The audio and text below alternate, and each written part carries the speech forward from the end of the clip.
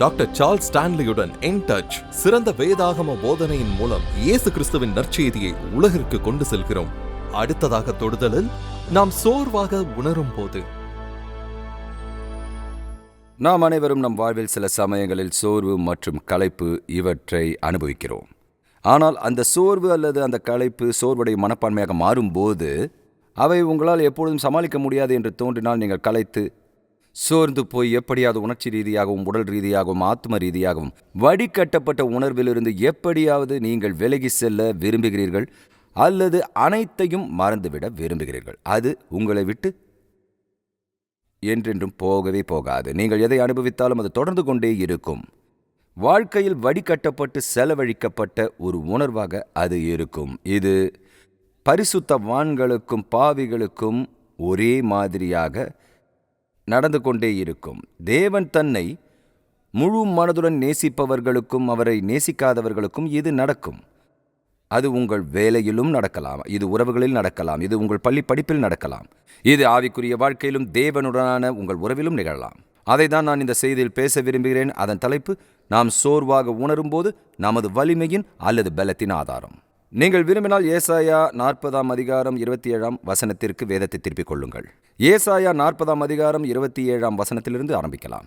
அவர் சொல்கிறார், யாக்கோபே இஸ்ரவேலே, என் வழி கர்த்தருக்கு மறைவாயிற்று என்றும் என் நியாயம் என் தேவனிடத்தில் எட்டாமல் போகிறது என்றும் நீ சொல்வானேன். பூமியின் கடையாந்தரங்களை சிருஷ்டித்த கர்த்தராகிய அனாதி தேவன் சோர்ந்து போவதுமில்லை, இளைப்படைவதுமில்லை. இதை நீ அறியாயோ? இதை நீ கேட்டதில்லையோ? அவருடைய புத்தி ஆராய்ந்து முடியாதது. சோர்ந்து போகிறவனுக்கு அவர் பலன் கொடுத்து சத்துவமில்லாதவனுக்கு சத்துவத்தை பெருக பண்ணுகிறார். இளைஞர் இளைப்படைந்து சோர்ந்து போவார்கள், வாலிபரும் இடறி விழுவார்கள். கர்த்தருக்கு காத்திருக்கிறவர்களோ புது பலனடைந்து கழுகுகளைப் போல செட்டைகளை அடித்து எழும்புவார்கள். அவர்கள் ஓடினாலும் இளைப்படையார்கள், நடந்தாலும் சோர்ந்து போகார்கள். தேவ பிள்ளைகள் தேவனை பார்த்து கேட்கிறார்கள், இப்பொழுது ஆண்டவரே, ஏன் நீங்கள் எங்களை பற்றி கவலைப்படுவதில்லை என்று தோன்றுகிறது. எங்களுக்கு வருவதை நாங்கள் பெற்றுக்கொள்வது போல் தெரியவில்லை. நீங்கள் உங்கள் வாக்குத்தத்தத்தை நிறைவேற்றவில்லை. எனவே அவர்களுக்கான அவரது பதில் என்னவென்றால், அவர் தனது வாக்குத்தத்தத்தை காப்பாற்றுகிறார். தேவையானதை அவர் தருகிறார். இங்கே அவர் வல்லமை மற்றும் பெலன் மற்றும் அவர்களின் விருப்பம், அவர்களின் கோரிக்கை மற்றும் அவர்களின் தேவை ஆகியவற்றை பற்றி பேசுகிறார்.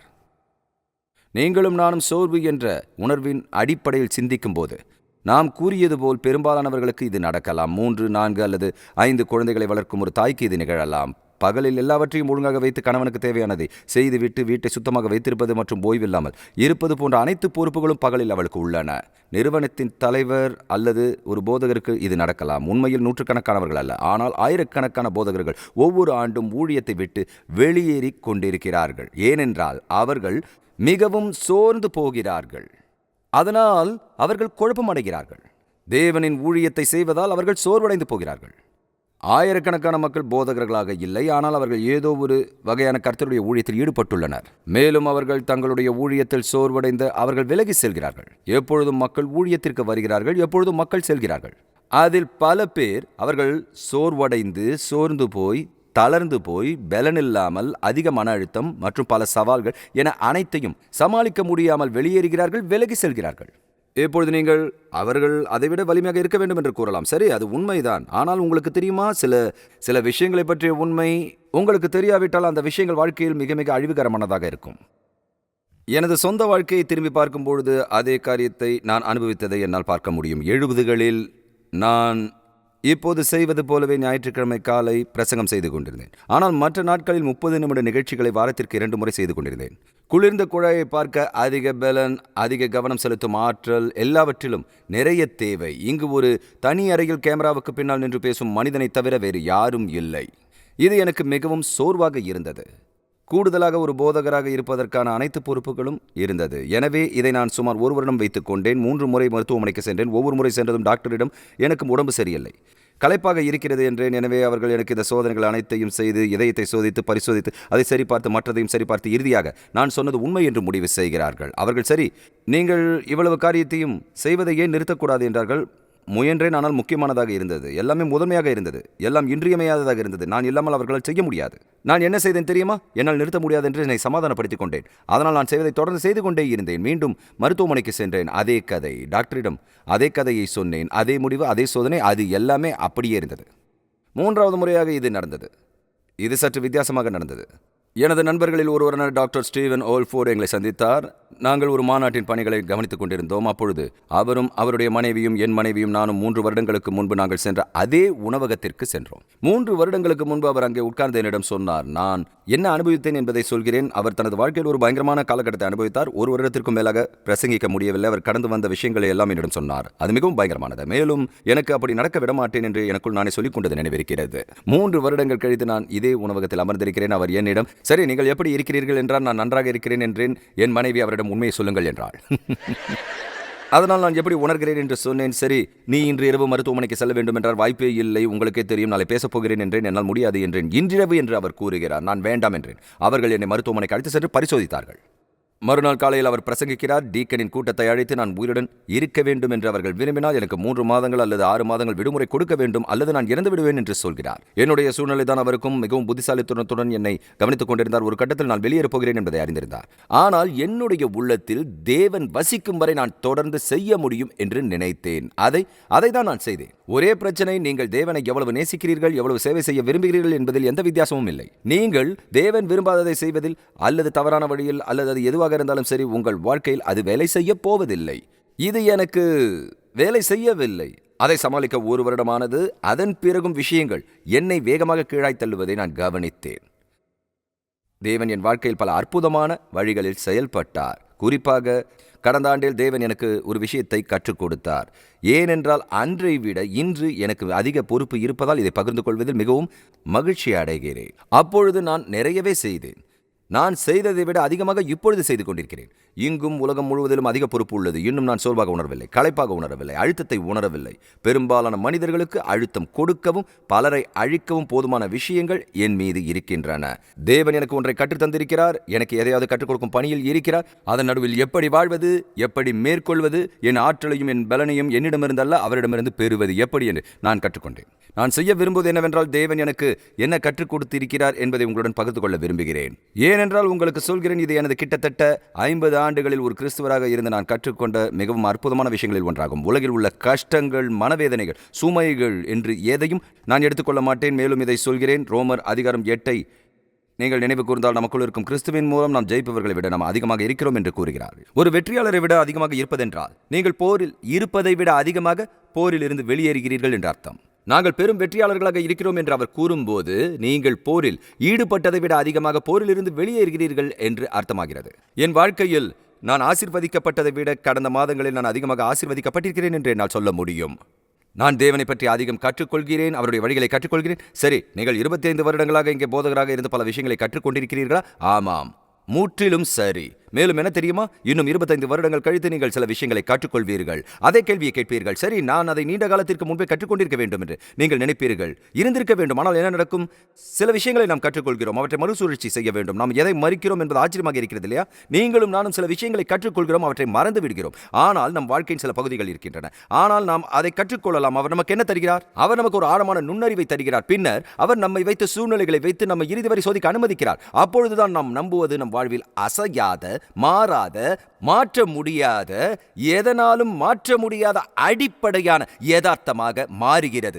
அதை யாராலும் எப்பொழுதும் எதனாலும் அசைக்க முடியாது. அதை நினைவில் கொள்ளுங்கள். எனவே இந்த செய்தியில் நான் சொல்ல விரும்புவது என்னவென்றால், இதை நமது ஆவிக்குரிய வாழ்க்கையுடன் கட்டுப்படுத்துவது என்னால் முடிந்தால்.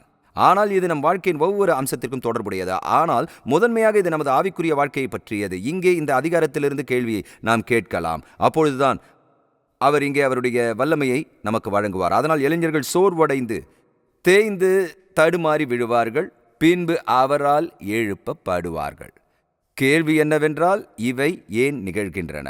நாம் ஏன் சோர்ந்து போகிறோம்? சரி, நீங்கள் மிகவும் கவனமாக கேட்க வேண்டும். நீங்கள் கவனமாக கேட்டால் அது உங்களை முழு துக்கத்திலிருந்தும், முழு வேதனையிலிருந்தும், முழு தவறுகளிலிருந்தும், சில சமயங்களில் முழு இழப்பிலிருந்தும் காப்பாற்றும். எனவே கவனமாக கேளுங்கள். ஆவிக்குரிய சோர்வால் நாம் பாதிக்கப்படுவதற்கான முக்கிய காரணங்களில் ஒன்று, சுவிசேஷத்தை பற்றி நமக்கு தவறான பார்வை உள்ளது. இப்போது கர்த்தராகிய இயேசு கிறிஸ்து நம் வாழ்வில் வருவதே சுவிசேஷம். கர்த்தராகிய இயேசு கிறிஸ்துவை நம்முடைய சொந்த இரட்சகராக ஏற்றுக்கொள்வதும் அவரை நம் இரட்சகராக நம்புவதும் தான் சுவிசேஷம் என்று நாம் கூறுவோம். எனவே ஒரு நபர் கர்த்தராகிய இயேசு கிறிஸ்துவை தங்கள் சொந்த இரட்சகராக நம்புகிறார். எல்லோரும் அவரை நம்புகிறார்கள். கல்வாரியில் அவரது மரணம் தங்கள் பாவங்களுக்காக பரிகாரம் செய்யப்பட்டதாக நம்புகிறார்கள். ஆனால் சுவிசேஷம் பற்றி அவர்களின் கருத்து கர்த்தராகிய இயேசு கிறிஸ்துவை உங்கள் இரட்சகராக நம்புவது மட்டுமல்லாமல் நீங்கள் ஒரு உள்ளூர் தேவாலயத்தில் சேர வேண்டும். இது நிச்சயமாக புதிய ஏற்பாடாகும். நீங்கள் ஞானஸ்நானம் பெற்று அந்த தேவாலயத்தில் அங்கம் வகிக்க வேண்டும். மற்றும் இங்கே என்ன நடக்கிறது? நீண்ட காலத்திற்கு முன்பே அந்த தேவாலயத்தில் அல்லது அந்த ஸ்தாபனம் சில விதிகள் மற்றும் ஒழுங்குமுறைகளை கொண்டிருக்கிறது. மற்றும் நீங்கள் செய்ய வேண்டிய சில விஷயங்கள், நீங்கள் செய்யக்கூடாத சில விஷயங்கள் இருக்கின்றன. நீங்கள் அந்த தேவாலயத்தில் அநேக நாட்கள் இருந்த பிறகு அந்த தேவாலயத்தில் இருக்கும் அனைவரும் இதை செய்ய வேண்டும், அதை செய்யக்கூடாது என்ற கருத்தை ஒப்புக்கொள்ளவில்லை என்பதை விரைவில் உணர்கிறீர்கள். மேலும் உங்களால் என்ன செய்ய முடியும், என்ன செய்ய முடியாது என்பதில் அவர்கள் எப்பொழுதும் உடன்பட மாட்டார்கள்.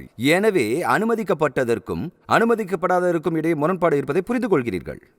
மேலும் கிறிஸ்துவ வாழ்க்கை ஒரு கட்டுப்பாடு என்பதையும் இந்த கட்டுப்பாட்டில் சில விதிகள் மற்றும் ஒழுங்குமுறைகள் இருக்கின்றன என்பதையும் அவர்கள் கண்டுபிடிப்பார்கள்.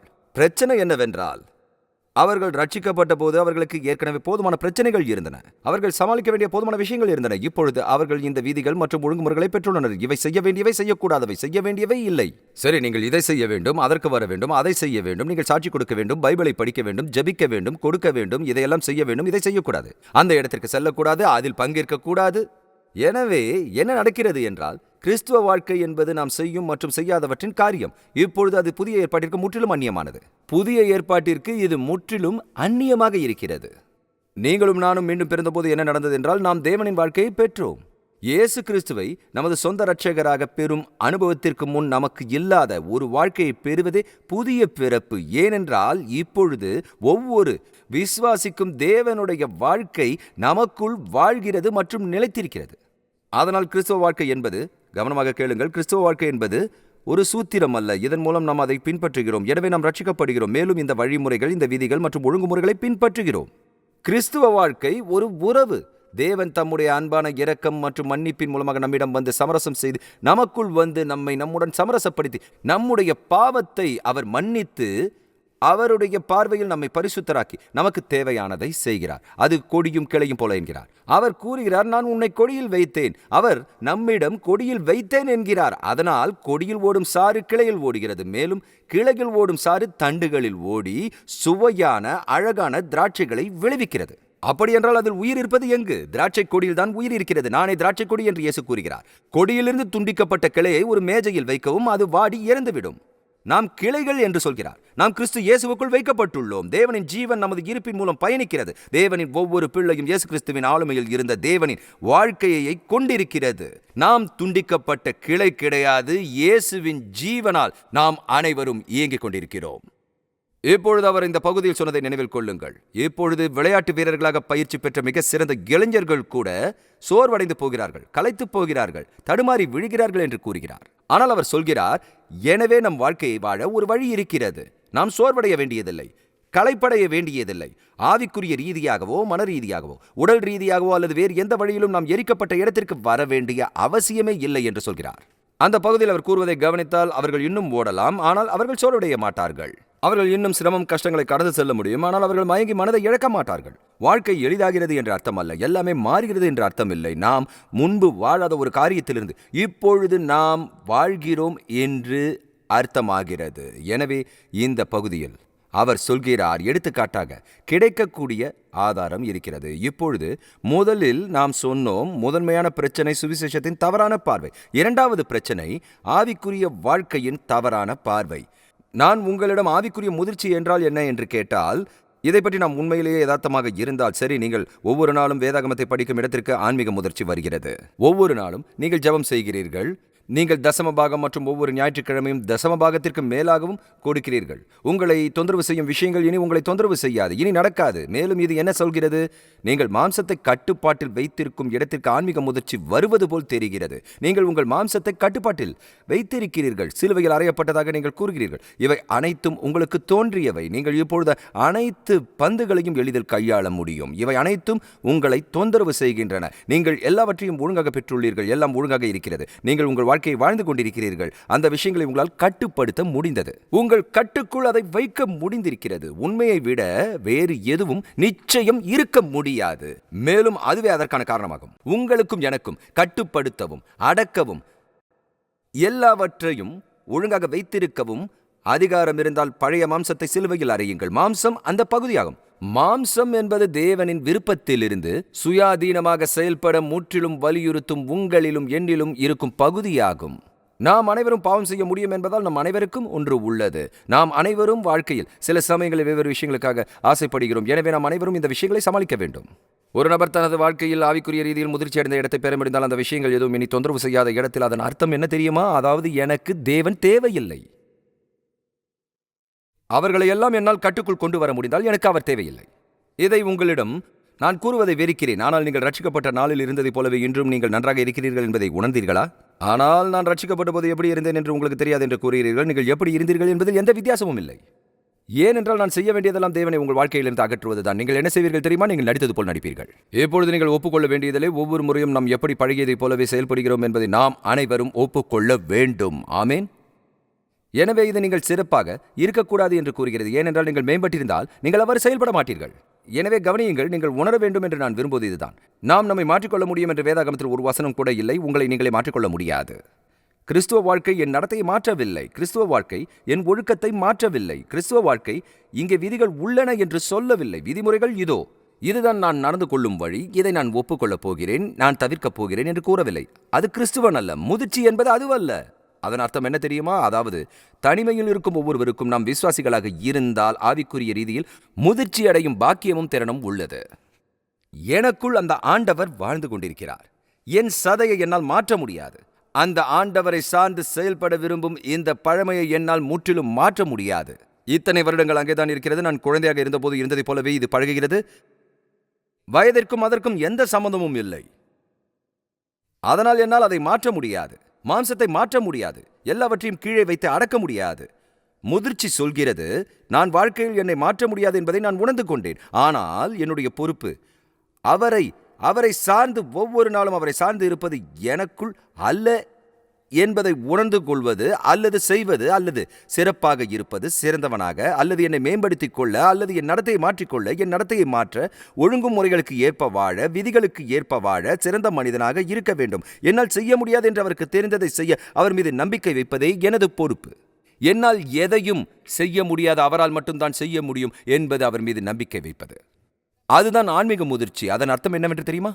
அதாவது தனிமையில் இருக்கும் ஒவ்வொருவருக்கும் நாம் விசுவாசிகளாக இருந்தால் ஆவிக்குரிய ரீதியில் முதிர்ச்சி அடையும் பாக்கியமும் தீரனும் இருக்கிறது.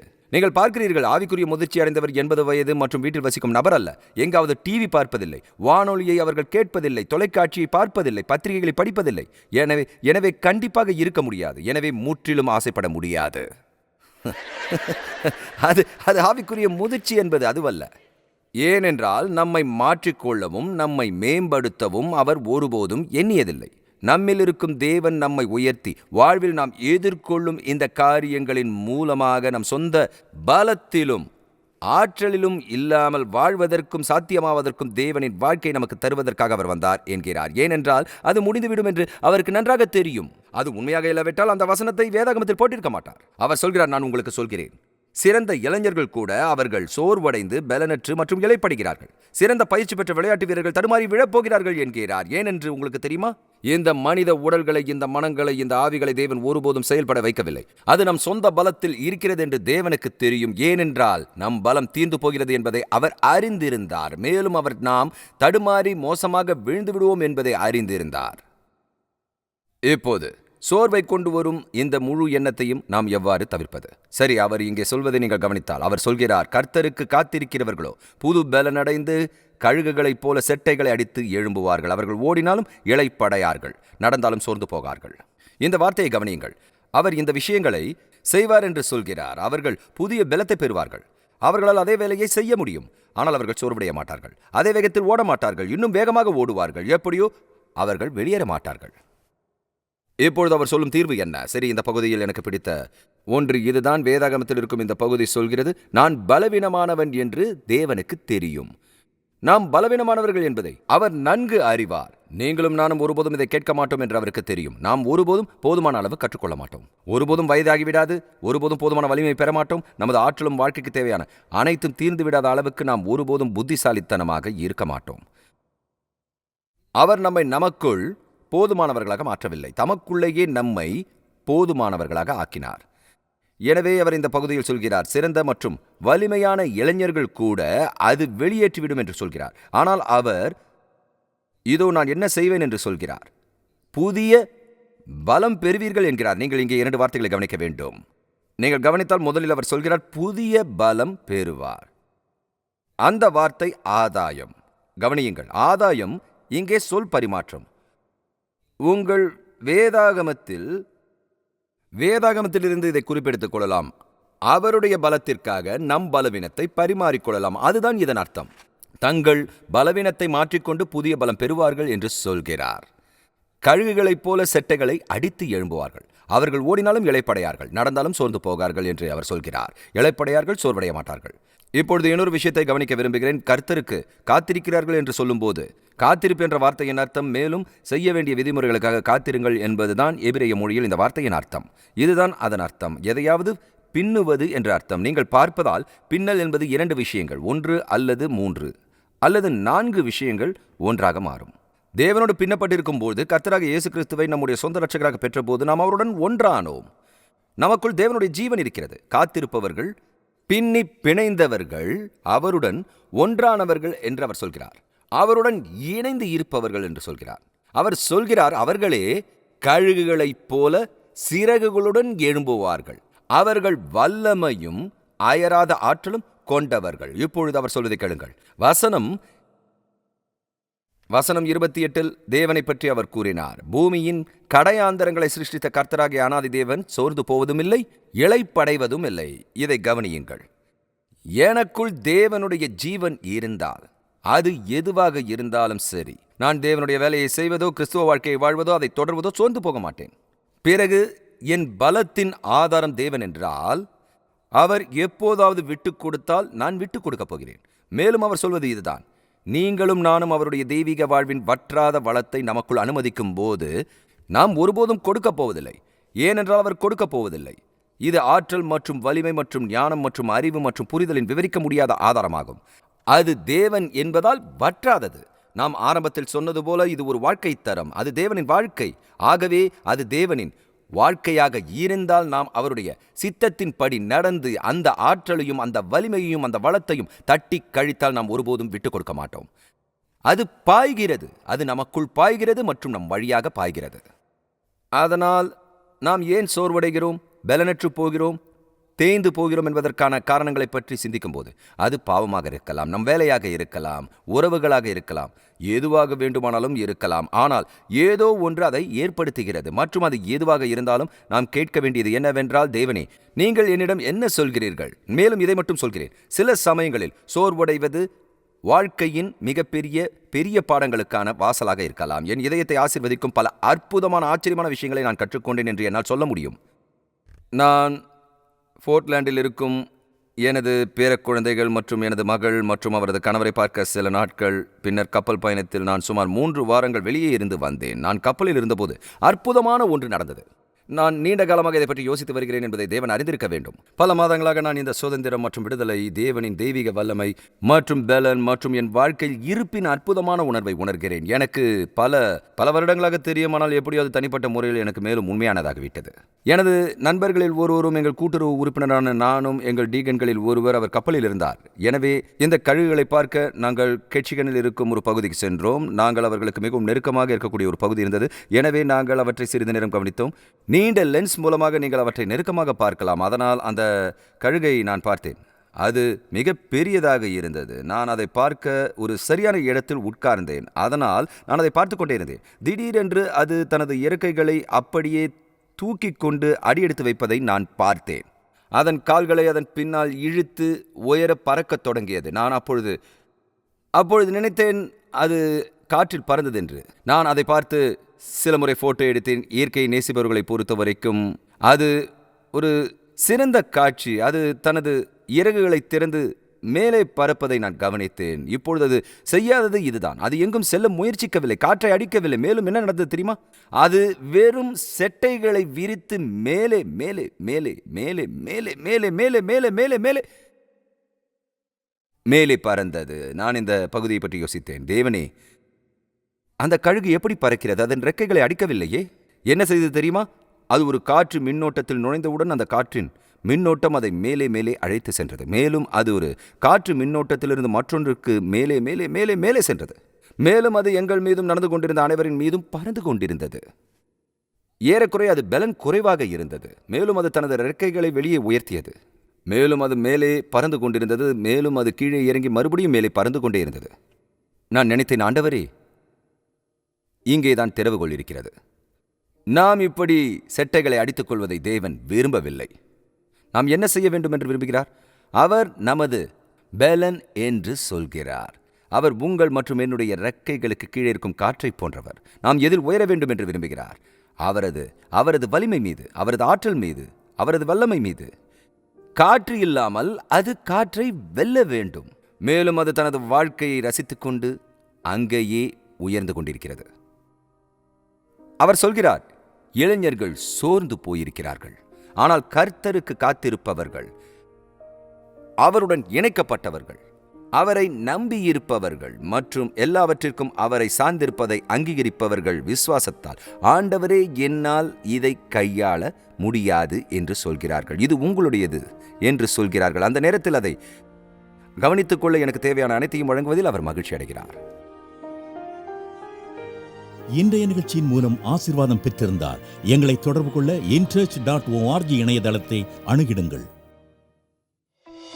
ஆன்மீக தொடுதல் உலகமெங்கும் உள்ள மக்கள் இயேசுவுடனான உறவில் மேம்படவும் உள்ளூர் சபை பலப்படவும் வழி நடத்துகிறது. ஆன்மீக தொடுதல் ஊழியங்களின் உன்னத படைப்பு. இந்நிகழ்ச்சி தேவ கிருபையினாலும் உங்கள் உருக்கமான ஜெபத்தினாலும் கொடையினாலும் சாத்தியமானது.